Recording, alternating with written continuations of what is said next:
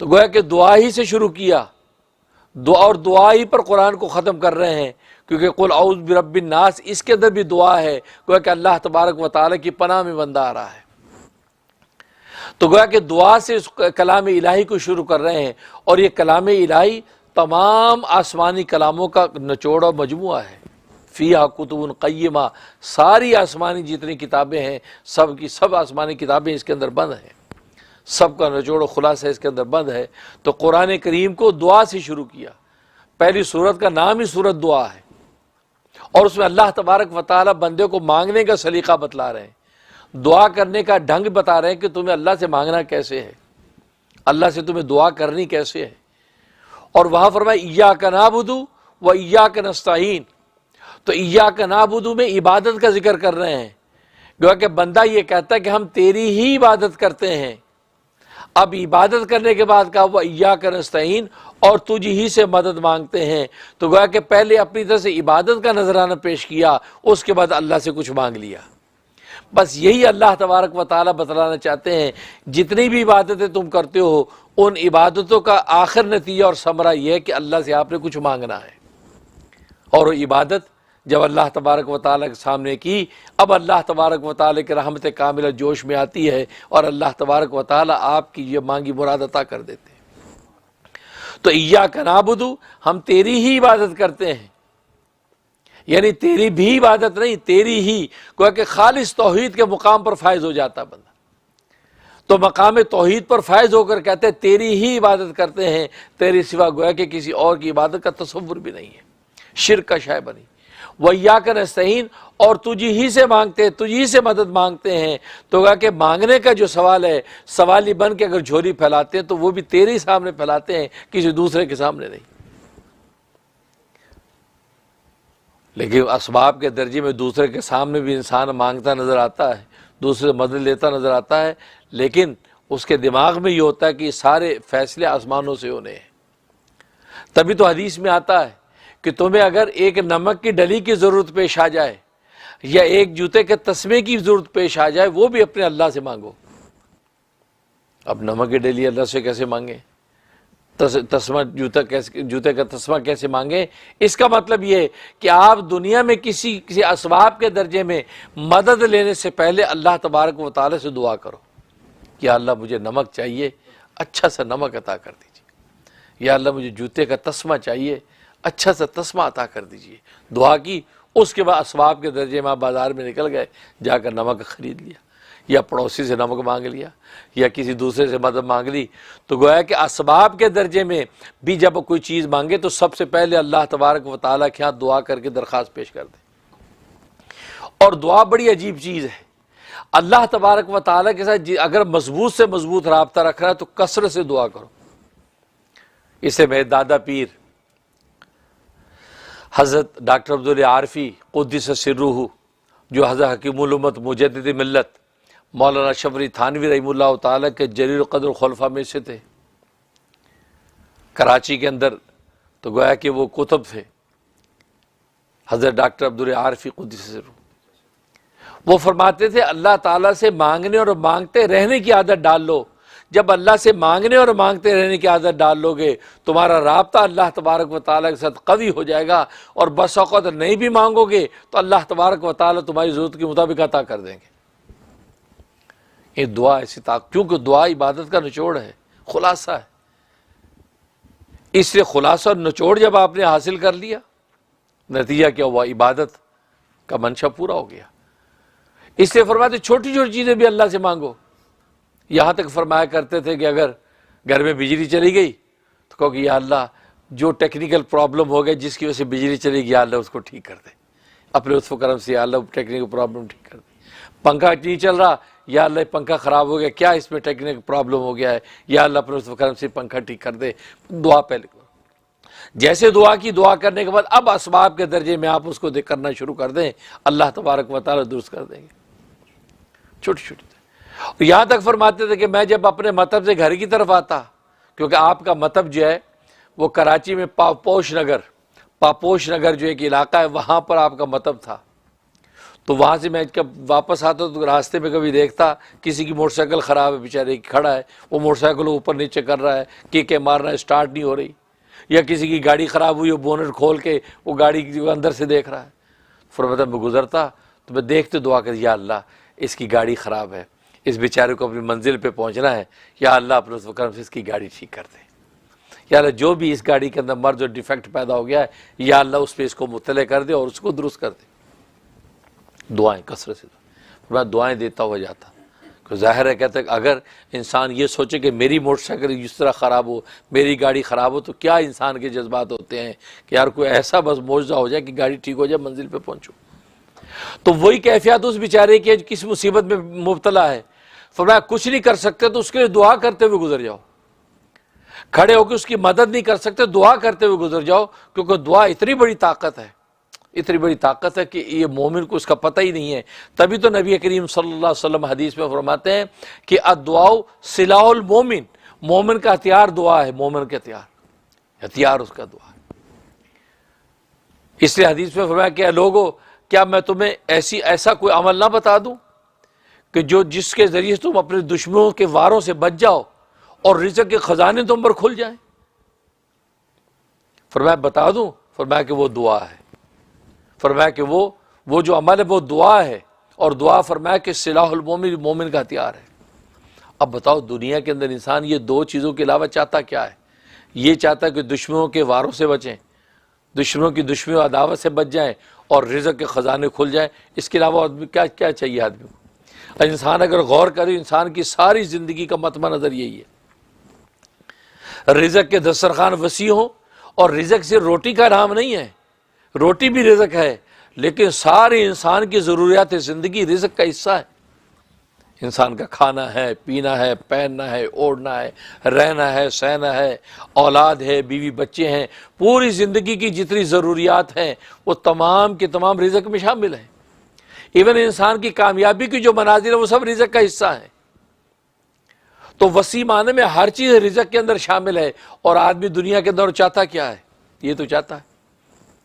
تو فرمایا کہ رزق کے خزانے کھل جائیں گے اور دشمنوں سے بچ جائیں گے، کیونکہ ظاہر ہے کہ دنیا کے اندر رزق کے ان خزانوں کا حصول، اس کے اندر کوئی رکاوٹ آتی ہے تو دشمنوں کی وجہ سے آتی ہے، کوئی حسد کی وجہ سے، کوئی جلن کی وجہ سے، کوئی کینہ بغض کی وجہ سے اس کے اندر رکاوٹ ممانع پیدا کرتے ہیں، عوارض پیدا کرتے ہیں۔ تو نتیجہ یہ ہے کہ وہ دشمنوں سے بچاؤ، یہ دعا ہے۔ فرمایا کثرت سے دعا کرو، اور ایک حدیث فرمایا کہ الدعاء العبادہ، دعا ہی تو عبادت ہے۔ کہ دعا کی حقیقت کیا؟ الدعاء العبادہ، دعا ہی عبادت ہے۔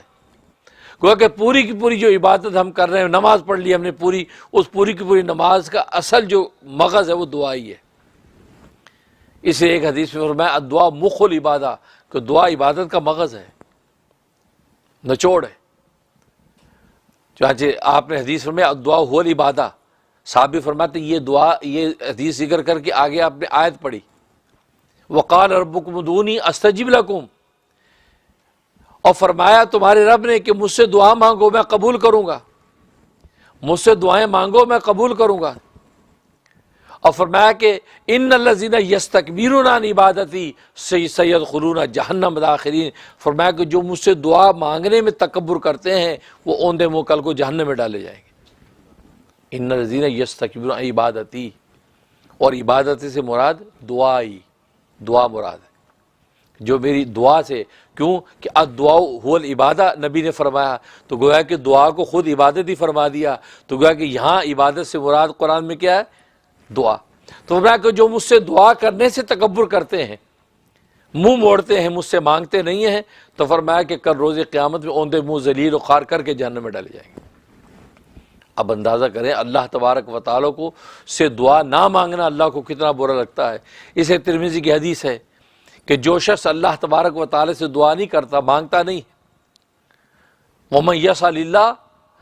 تو جو اللہ تبارک و تعالیٰ سے مانگتا نہیں، سوال نہیں کرتا، تو میں یغضب علیہ، اللہ اس پر غضبناک ہو جاتے، غصے ہو جاتے۔ اور دنیا میں جو بندے سے مانگنے والے سے انسان جو ہے چڑ جاتا ہے، یار یہ مانگتے رہتا ہے،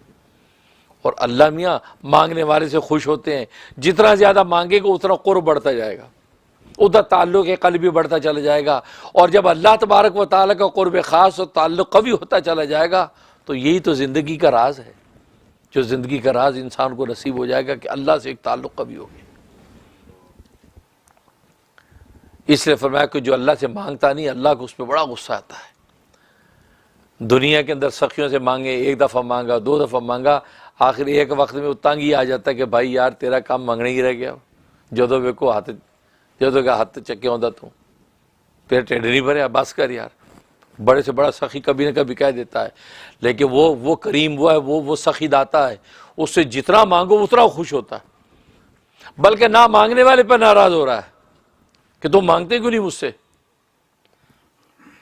اس کا مطلب وہ جب بندہ مانگتا ہے تو اللہ تبارک و تعالیٰ کی کریمی ظاہر ہوتی ہے،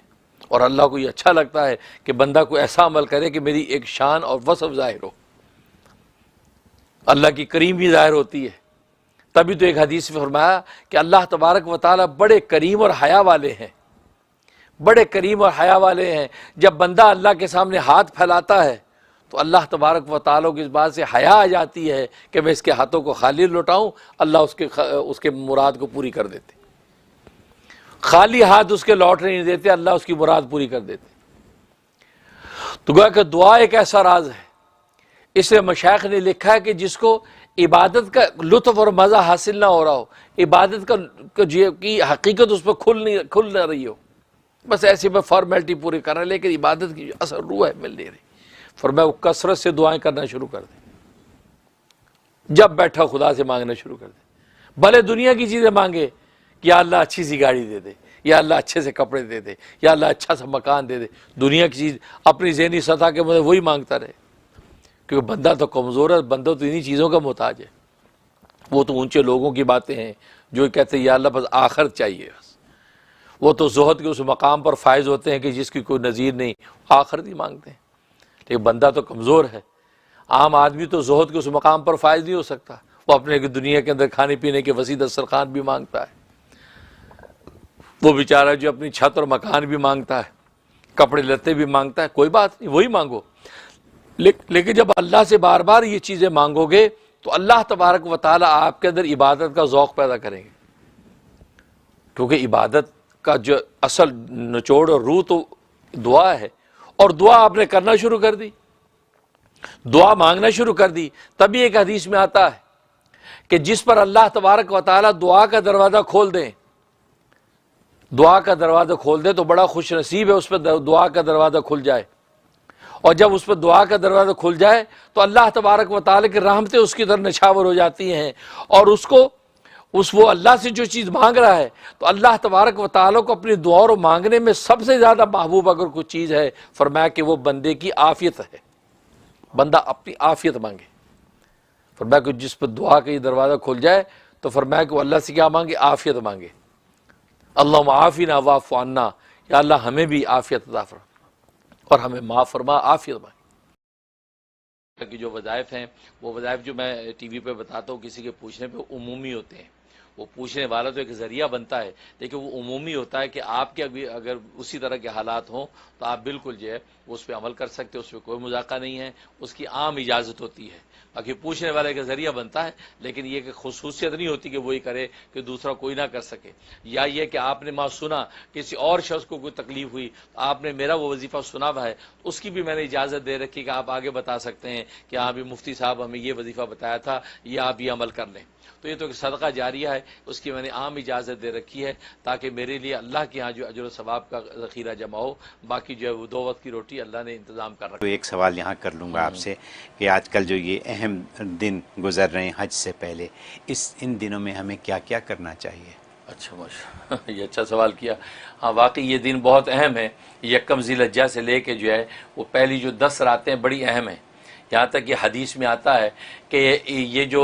10 دن ہیں ذی الحجہ کے، یہ 10 دن رمضان کے آخری 10 دنوں سے افضل ہے،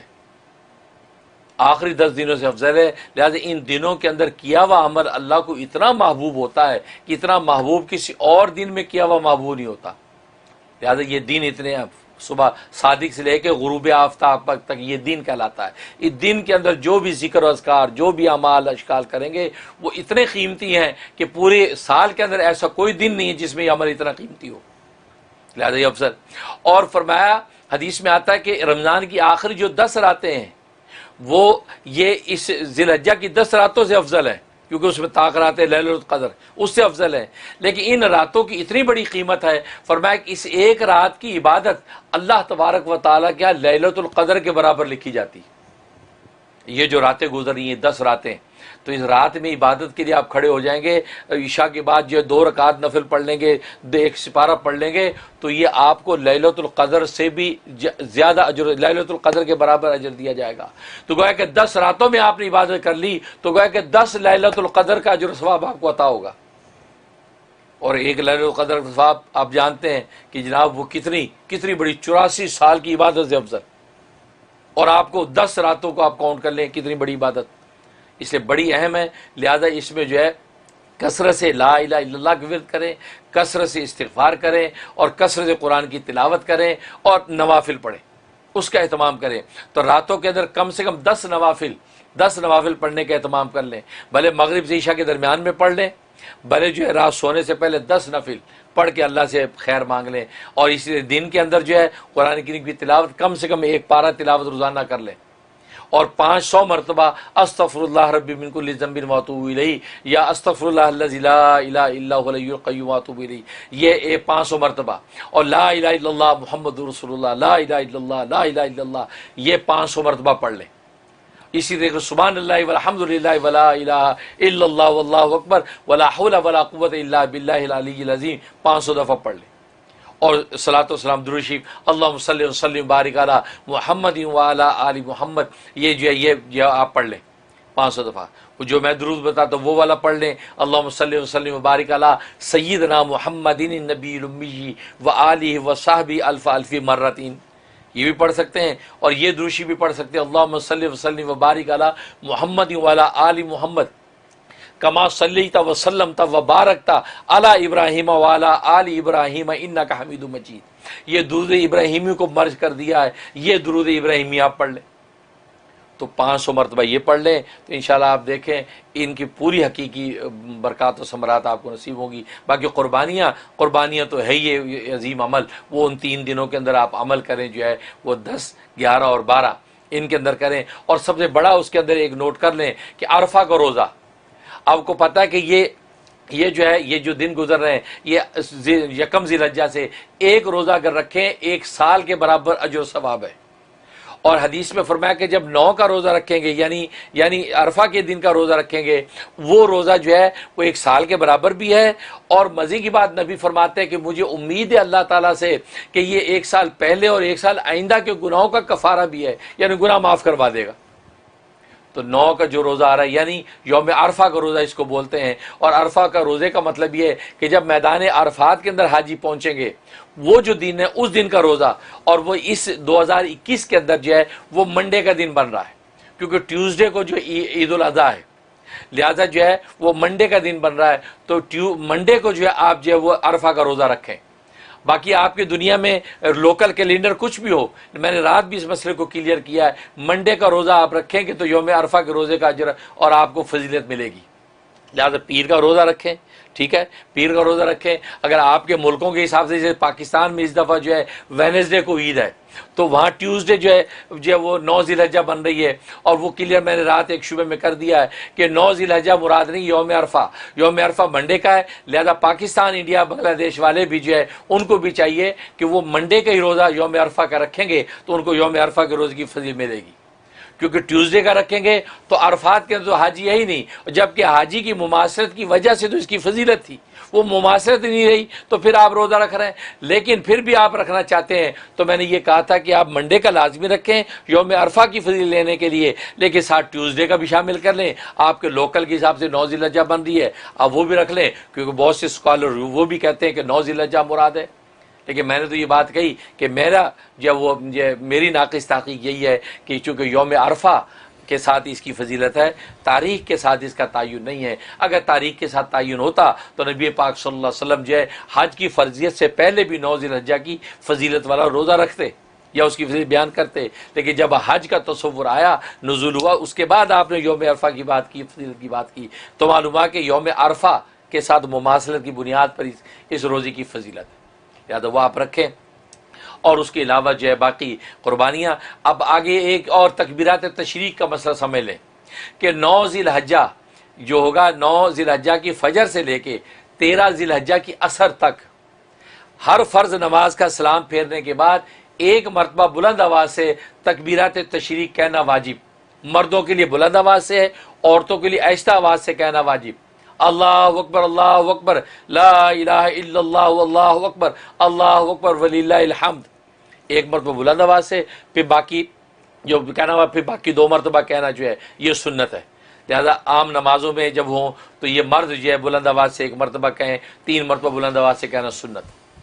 اور عورتیں جو ہے یہ آہستہ آواز سے کہیں گی، 1 مرتبہ کہنا واجب، 2 مرتبہ مزید کہنا یہ سنت. تو یہ اور انفرادی نماز ہو، اجتماعی نماز ہو، اکیلے پڑھ رہے ہو، ہر حال میں جو ہے یہ حکم ہے. اس میں کوتاہی کرتے ہیں لوگ، اکیلے پڑھ رہے ہیں تو یہ تکبیرات تشریق نہیں کہتے، عورتیں گھروں میں پڑھ رہی ہیں تو نہیں کہتی. نہیں، ایسا نہیں. وہ سلام پھیرتے ہی آہستہ آواز سے اپنی تکبیر تشریق 1 مرتبہ کہنا واجب اور آگے 3 مرتبہ کہنا جو ہے وہ سنت ہے. اس کا اہتمام کریں. اور یہ گویا کہ یوم عرفہ جو منڈے کا ہے اس کی فجر کے بعد سے شروع ہوگی یہ تکبیرات تشریق، اور یہ 13 ذی الحجہ کی عصر تک رہے گا، اور عصر کے بعد پھر یہ حکم جو ساقط ہو جائے گا. یہ اس کا اہتمام کریں، یہ بہت اہمیت کی حامل ہیں. باقی اللہ تبارک و تعالیٰ یہ حجاج کرام جو حج کے لیے پہنچیں گے ان کے حج کو اللہ قبول فرمائے. اور اس سال کا حج جو ہے بڑا جو ہے افسوسناک، اندوناک ہے. دل دکھا ہوئے امت مسلمہ کا کہ حرمین شریف کے اندر وہ رونقیں جو ہر سال حج میں ہوتی تھیں، یہ کورونا وائرس کا مرض اور دیگر جو بھی وجوہات ہیں اس وجہ سے اس سال حج اوپن نہیں ہے. جس انداز سے ہو رہا ہے دکھے دلوں کے ساتھ ہی ہم ان مناظر کو دیکھیں گے. لیکن یہ کہ آپ اپنے مقام پہ بیٹھ کے خدا کو یاد کرتے رہیں. آپ کہیں بھی بیٹھ کے پکاریں گے خدا آپ کی سنے گا اور آپ تک انشاءاللہ پہنچے گا. بہت خوب، بہت زبردست، بہت clarification. Thank you so very much.